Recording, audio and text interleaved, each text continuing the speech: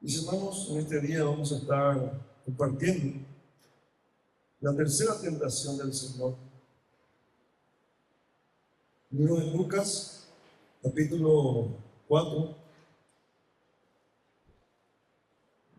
Y vamos a estar viendo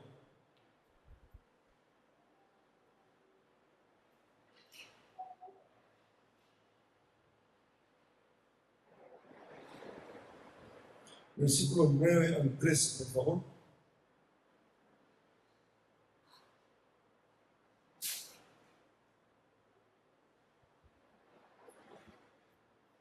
Recordemos las aplicaciones, las lecciones que aprendimos en los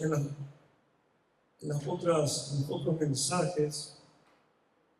Por ejemplo, en la primera tentación veíamos nosotros el pecado de la autosuficiencia. Aprendíamos acerca de que el diablo nos tienta en nuestras necesidades más básicas, que no debemos usar el poder o los dones de Dios para nuestro beneficio egoísta. Aprendíamos también de que nuestra mayor necesidad es espiritual y no material. Y aprendíamos también de que la palabra de Dios es nuestra mejor arma contra la tentación. En la segunda tentación, del versículo 5 al 8, veíamos cómo el diablo le tentaba a nuestro Señor Jesucristo con la tentación del atajo al poder y la gloria. Y aprendíamos el domingo pasado cómo el diablo siempre ofrece atajos, caminos fáciles, atractivos, pero falsos, con un costo espiritual y también material terrible. También aprendíamos de que el mundo ofrece gloria pasajera, pero solo Dios da la gloria eterna. Así que tenemos que aprender nosotros a evaluar dónde están nuestras prioridades, si en Cristo o en el mundo. De acuerdo a eso vamos a cosechar donde nosotros sembremos. Aprendimos también de que no podemos adorar a Dios y al mundo al mismo tiempo. Nadie puede servir a dos señores. Nadie que se propone seguir a Cristo se enreda nuevamente en los negocios de esta vida y se pierde. No podemos adorar a Dios y al mundo. Y otra vez veíamos nosotros de que la palabra de Dios es nuestra mejor defensa ante la tentación. Hoy vamos a ver los versículos del 9 al 13 y leemos juntos. Dice la palabra del Señor: y le llevó a Jerusalén y le puso sobre el pináculo del templo y le dijo: si eres hijo de Dios, échate de aquí abajo, porque escrito está: a sus ángeles mandará acerca de ti que te guarden, y en las manos te sostendrán para que no tropieces con tu pie en piedra. Respondiendo Jesús le dijo: dicho está, no tentarás al Señor tu Dios. Y cuando el diablo hubo acabado toda tentación, se apartó de él por un tiempo. Esta es la palabra del Señor, mis hermanos.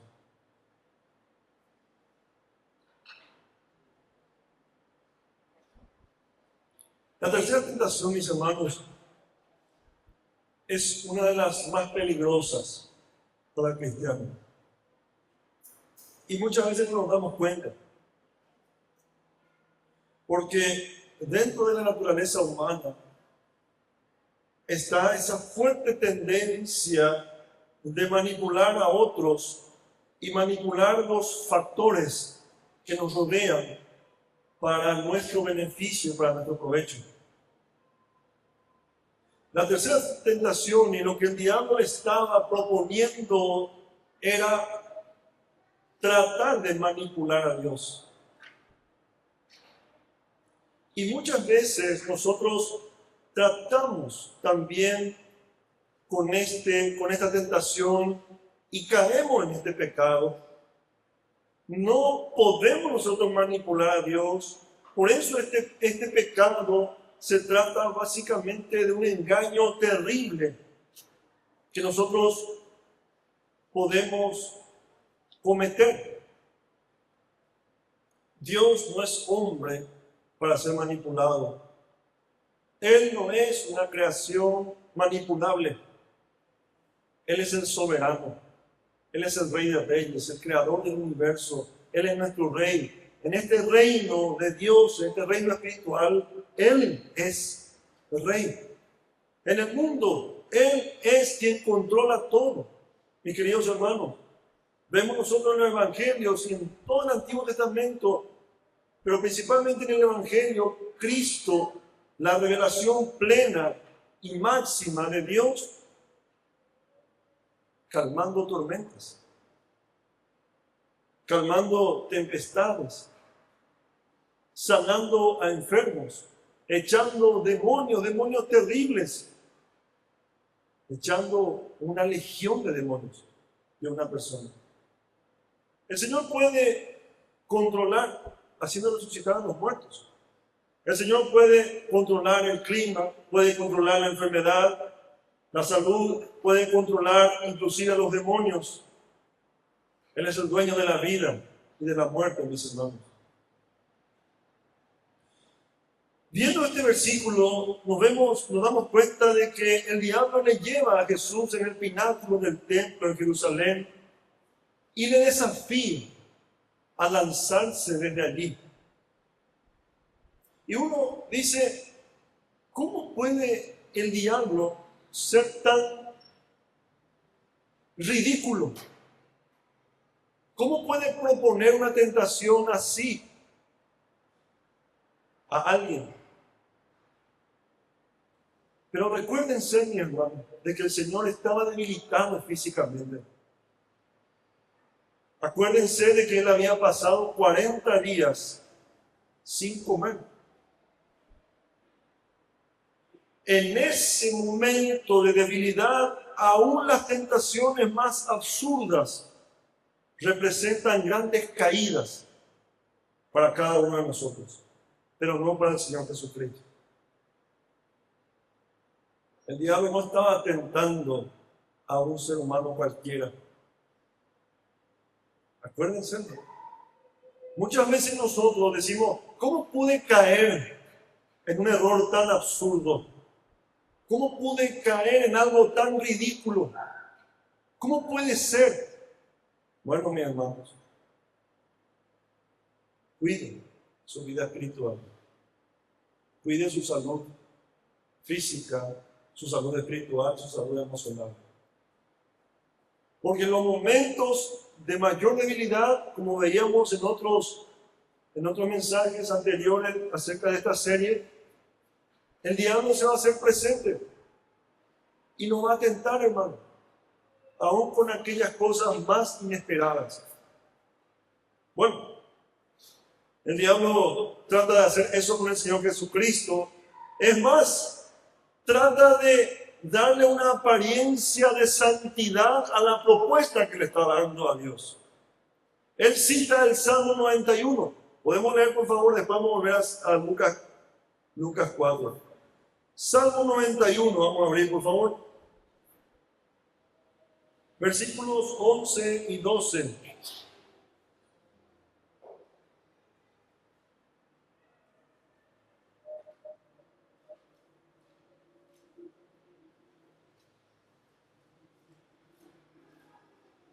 Leemos juntos. Pues a sus ángeles mandará acerca de ti que te guarden en todos tus caminos. En las manos te llevarán para que tu pie no tropiece en piedra.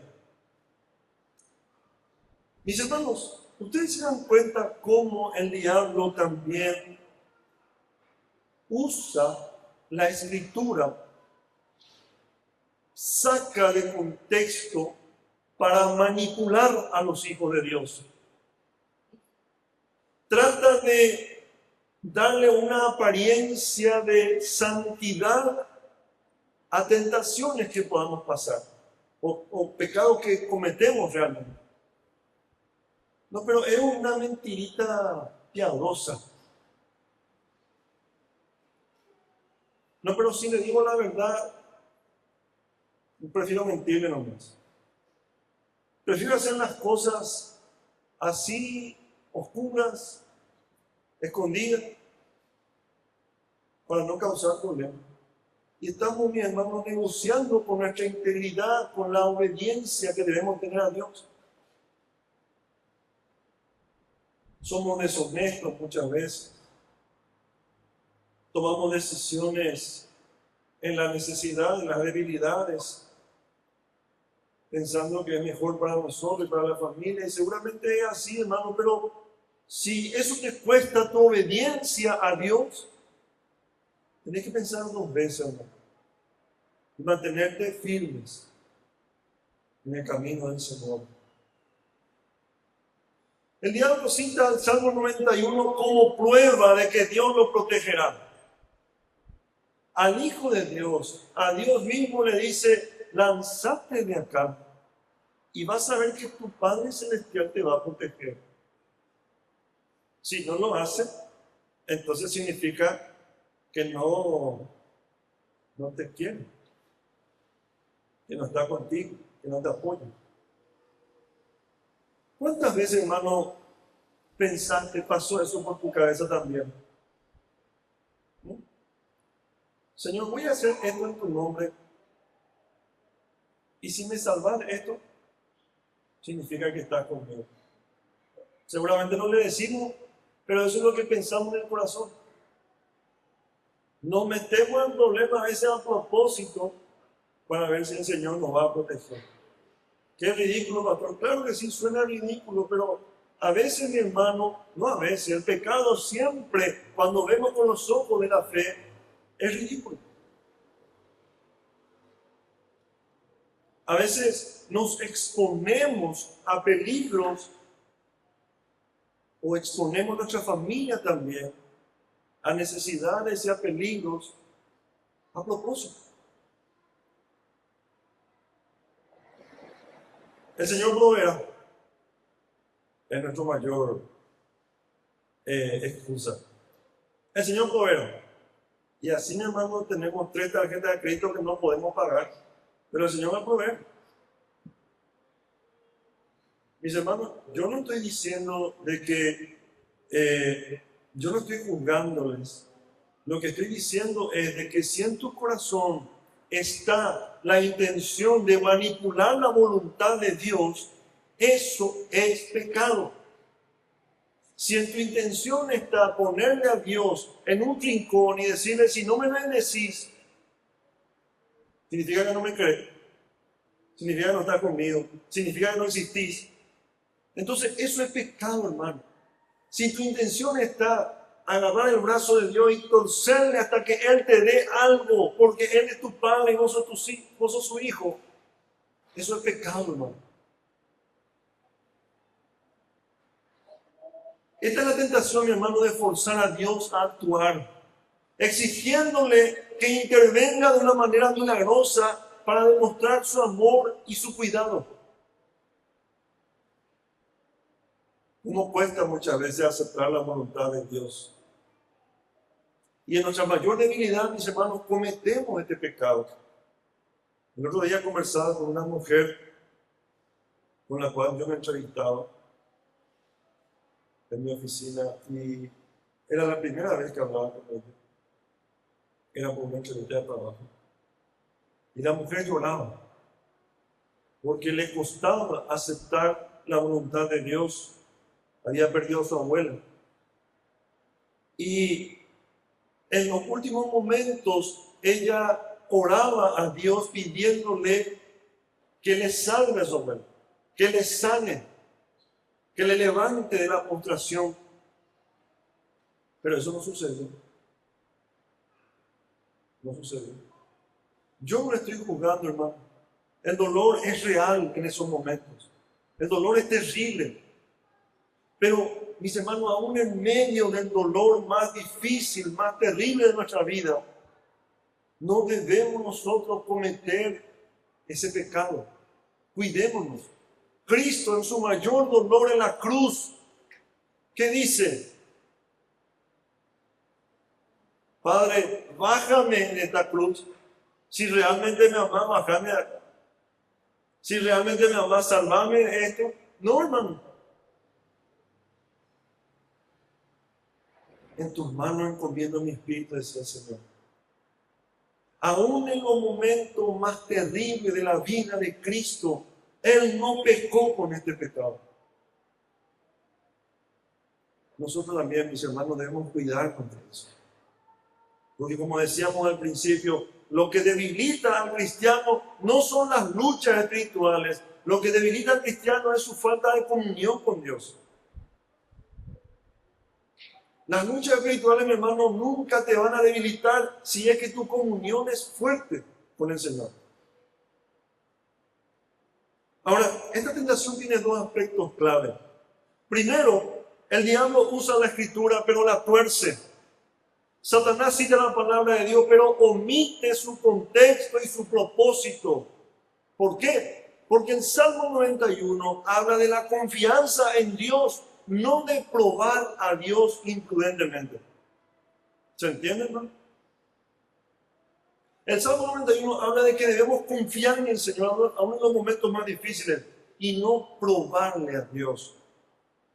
No hacer contratos con Dios. Señor, si yo hago esto, vos vas a hacer esto. O si vos haces esto, yo voy a hacer esto. Cuidémonos, mi hermano. Siempre debemos ser humildes y buscar la voluntad del Señor de una manera prudente. Ahora también vemos nosotros de que en esta tentación hay una presunción. Satanás quiere que Jesús ponga a prueba el amor y la fidelidad de Dios de una manera completamente innecesaria. ¿Por qué? ¿Por qué es innecesaria, mi hermano, cada demostración de amor y fidelidad de Dios hoy? ¿Por qué es innecesario que hoy nosotros le pidamos a Dios una prueba de su amor y su fidelidad? Porque en Cristo Él ya lo demostró todo.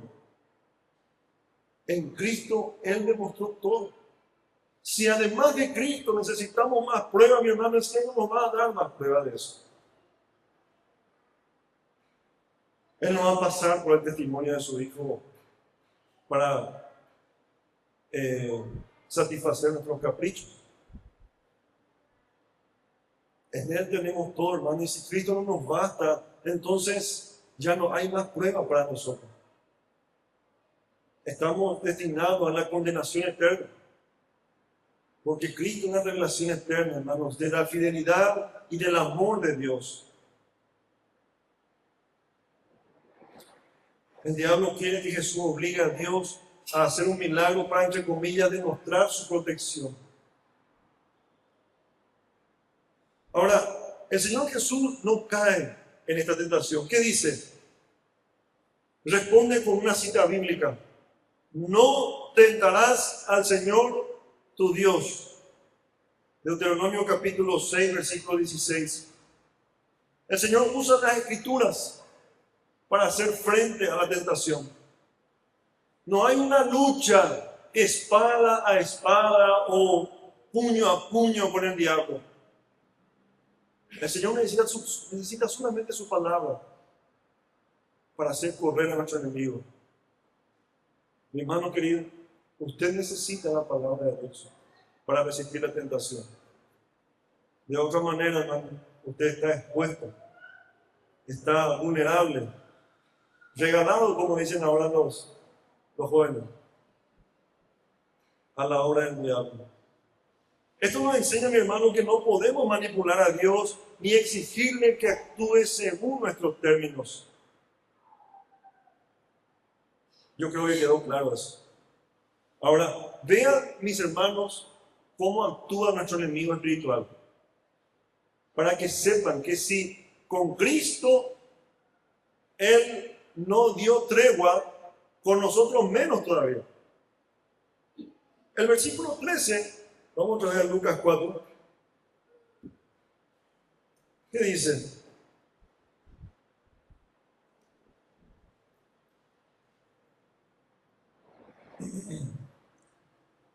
Y cuando el diablo hubo acabado toda tentación, se apartó de él para siempre. No, por un tiempo, no. Este versículo, mi hermano, nos advierte a nosotros. Aunque el diablo se apartó de Jesús en ese momento, lo hizo solamente por un tiempo, hermano. Eso nos da a entender a nosotros que la batalla espiritual no es de una sola vez, hermano. Yo quiero decirles eso. Nuestra batalla espiritual no es de una sola vez.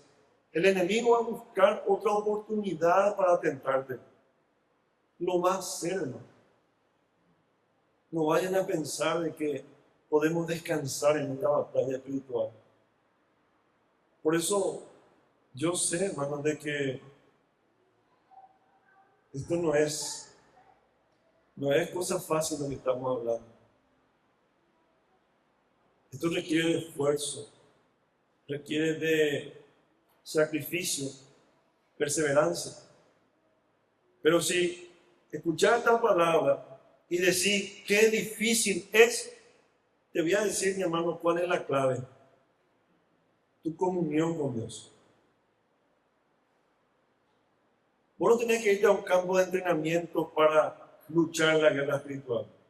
No tenés que irte a un retiro donde te van a hacer una limpieza espiritual, como se dice ahora, para que vos te vayas a la guerra. Donde tenés que ir a ese tipo de capacitaciones donde dicen para saber usar la armadura de la fe y donde espiritualmente vas a estar todo protegido. No se trata, mi hermano, de métodos, no se trata de sistemas, no se trata de cosas que te van a vender en otro lugar o te van a dar gratis, no sé.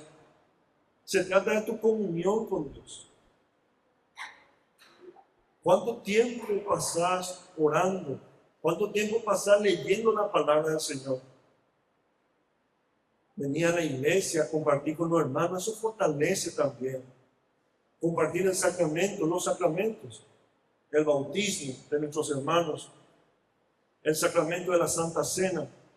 Eso fortalece tu comunión con el Señor y te prepara para la batalla espiritual. ¿Sí? Lo único, mi hermano, que te va a mantener firme es tu comunión con el Señor. Y ahí hablamos de conocer su palabra, estudiar su palabra, reflexionar en su palabra, orar en su palabra, pensar en su palabra, obrar en su palabra, hablar de su palabra. No hay otra manera, hermano. ¿Saben qué? Les voy a decir una cosa, un secreto que no es secreto. Lo difícil en todo esto no es enfrentar la tentación, hermano. Lo difícil en todo esto es mantener tu comunión con Dios. Eso es lo más difícil. No es el enfrentamiento con el diablo. ¿Por qué? Porque si nosotros mantenemos nuestra comunión con el Señor, el resultado va a ser victoria sobre la tentación. Se vuelve difícil la tentación cuando no tenemos comunión con el Señor. Pero si ustedes me preguntan, pastor, ¿qué es lo más difícil? ¿Enfrentarte a la tentación del diablo, al diablo mismo, o mantener tu comunión? Mi hermano querido, lo más difícil es mantener tu comunión. Y vas a rendir cuentas de las cosas que haces y no haces. ¿Saben qué, mi hermano, también? Permítanme decirles algo. Yo una vez escuché de un pastor. Él decía, nosotros cuando estemos delante del Señor, vamos a rendir cuenta de lo que hicimos y no hicimos. Pero principalmente vamos a rendir cuenta de lo que no hicimos. ¿Por qué?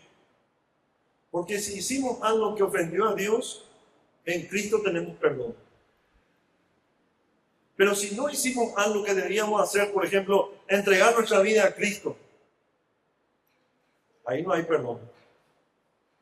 Por ejemplo, mantener tu comunión con el Señor, esa es una gran deuda que vas a tener que enfrentarte el día del juicio. Si mantienes tu comunión con el Señor, lo demás puede ser perdonado. Y lo demás puede ser corregido. El Espíritu Santo estará obrando a través de vos y vas a vencer la tentación. Vamos a ver aplicaciones para cerrar.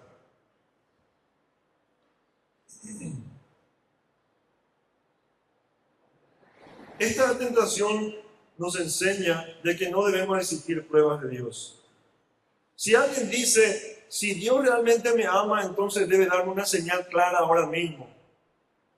Algunas personas caen en esta tentación de poner a prueba a Dios con desafíos. Si realmente el Señor quiere que haga esto, que me llame alguien en este momento. O que me diga algo. O que hoy en la iglesia suceda algo sobrenatural. Esa es la señal que tengo que hacer. No vayas a basar tu vida en presagios o en cosas así.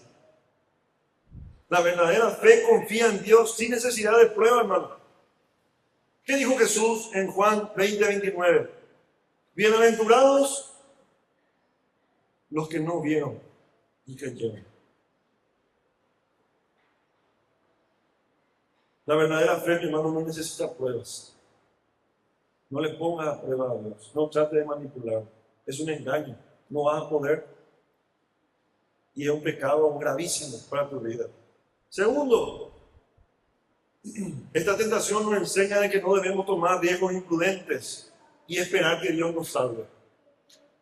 Una persona que toma decisiones irresponsables, por ejemplo, gastar dinero sin sabiduría, entrar en relaciones destructivas, exponerse a peligros innecesarios, confiando en que Dios me va a proteger.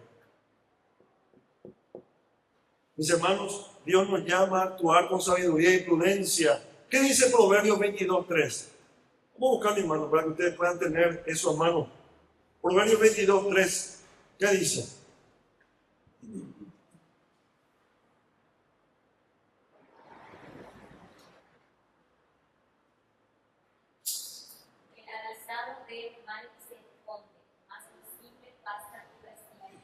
Muchas gracias, hermano. El avisado no se ve el mal y se esconde. ¿De quién está hablando? De una persona prudente. El simple, el imprudente, el que trata de poner a Dios a prueba, dice, pásame, sigue, y recibe el daño. Y después se pregunta, ¿dónde estaba Dios? ¿Dónde estaba tu cabeza, hermano, para ponerle prueba a Dios? ¿Dónde estaba tu corazón para pensar de esa manera? ¿Cómo vas a pensar en probar a Dios de esa manera? Ahora, esta tentación también nos enseña de que el diablo tuerce la escritura y también nos induce a nosotros a torcer la escritura para justificar el pecado. Algunas personas justifican malas acciones usando versículos fuera de contexto. Por ejemplo, dicen, Dios es amor, Él me va a perdonar, para justificar una vida de pecado o ignorar directamente el juicio de Dios. Mis hermanos, debemos interpretar la Biblia correctamente, sin sacarla de contexto. Segunda de Timoteo 2:15 dice, procura con diligencia presentarte a Dios aprobado como obrero que no tiene de qué avergonzarse, que usa bien la palabra de verdad. Eso es directamente para los pastores, para los predicadores, pero también es para cada hijo de Dios. Usar bien la palabra de verdad, tomarlo seriamente, tomarlo con amor. También esta tentación nos enseña de que no debemos buscar experiencias milagrosas como prueba de fe. Algunas personas buscan señales y milagros constantes para sentir que Dios está con ellas. Si no ven milagros, dudan de su fe o del amor de Dios. Y ahí está aquellas personas que creen en que la salvación se pierde. Hoy sí, mañana no. Hoy siento que soy salvo, mañana, hoy parece que no soy tan salvo hoy así. Probablemente mañana pueda ser salvo nuevamente. Eso crea gran inseguridad, hermano, en la vida. Y buscan milagros para saber, yo estoy bajo la cobertura de Dios. Estoy bajo la cobertura del apóstol, del profeta. Por eso yo veo milagros. Y si veo milagros en mi vida significa que estoy caminando por el camino de Dios. Por el camino de Dios está lleno de cosas sobrenaturales. ¿Y qué pasa, hermano, si no ves milagros? ¿Qué pasa si no ocurre milagro alrededor tuyo? ¿Vas a seguir creyendo? Es una buena pregunta, hermano. ¿Qué pasa si Dios no obra de acuerdo a tu petición de oración? Muchos de los que están aquí pasaron por ese proceso en el que es duro aceptar la voluntad de Dios. Y todavía están aquí, hermano. Eso habla de tu fe, de tu fortaleza y de tu amor hacia Dios. No hacen falta pruebas, no hacen falta milagros para creer en el Señor Jesucristo. Para nosotros su palabra es suficiente. Lo que Cristo, su Espíritu Santo ha hecho en nuestros corazones es transformar nuestra vida, es producir fe. Una fe que aunque no haya manifestaciones milagrosas, seguimos nosotros igual, creyendo en el Señor. También aprendemos, mi hermano, que la victoria está en la palabra de Dios y nuestra comunión con ella. Jesús venció cada tentación con la Escritura, pero siempre usándola correctamente y con plena confianza en Dios. Todo esto nos enseña de que no debemos manipular a Dios ni exigirle pruebas. No debemos torcer la Escritura para justificar lo que queremos. La batalla espiritual es continua, por lo que debemos estar firmes en la fe. Amén, hermanos. Vamos a orar por eso. Por favor, quiero pedirle que cada uno incline su rostro y le pida al Señor que Dios le bendiga con una comunión aún más intensa con Él. Por favor, mis hermanos, díganle al Señor: Señor, yo quiero profundizar, quiero fortalecer mi comunión contigo.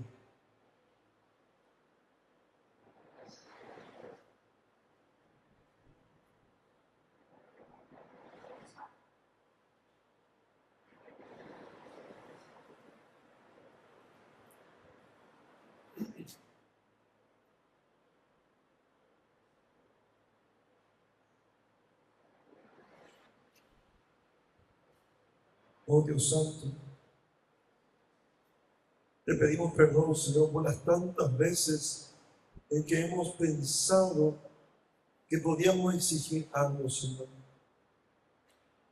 que podíamos reclamar algo, o que podíamos, Señor, manipular tu voluntad. Pedimos perdón, Señor.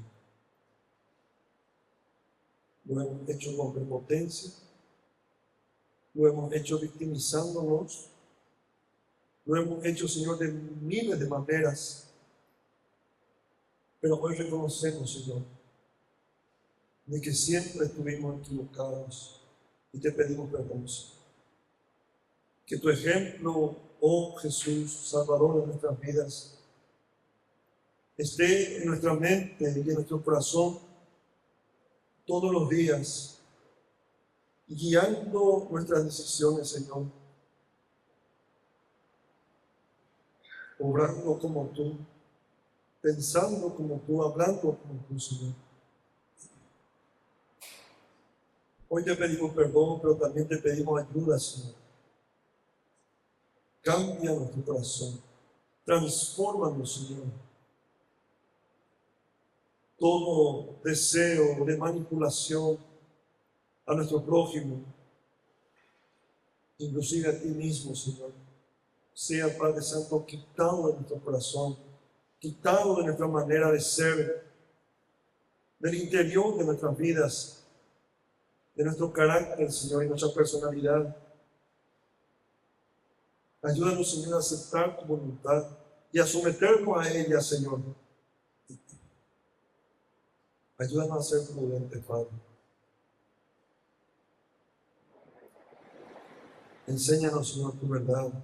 Enséñanos, Padre, tu palabra, para poder profundizar en nuestra comunión contigo, Señor, y estar listos para las batallas, y estar fuertes, Señor, para cada situación que se pueda presentar en nuestras vidas.